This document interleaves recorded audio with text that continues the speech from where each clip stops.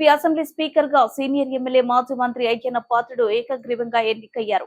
ఒకే nomination రావడంతో అయ్యన్న పాత్రుడు ఎన్నిక ఏకగ్రీవమైంది. అనకాపల్లి జిల్లా నర్సీపట్నం ఎమ్మెల్యేను స్పీకర్ గా ప్రకటించారు అధికారులు.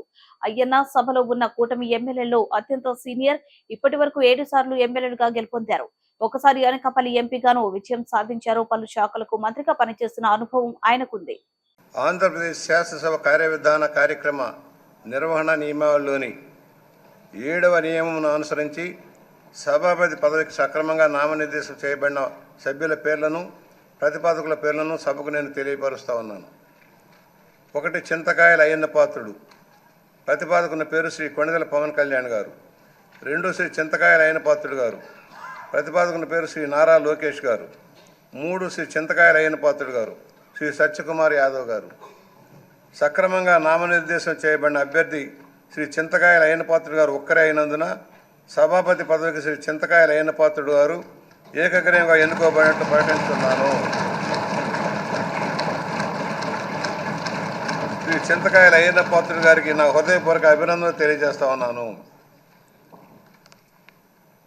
నా హృదయపూర్వక అభినందనలు అందజేయచ్చు సభాపతి స్థానం అలంకరించవలసిందిగా వారిని కోరుతున్నాను. శ్రీ చింతకాయల అయ్యన్న పాత్రుడు గారిని సభాపతి స్థానమునకు తీసుకురావాల్సిందిగా సభానాయకుడిని మరియు ఇతర పార్టీల నాయకులను కోరుతున్నాను.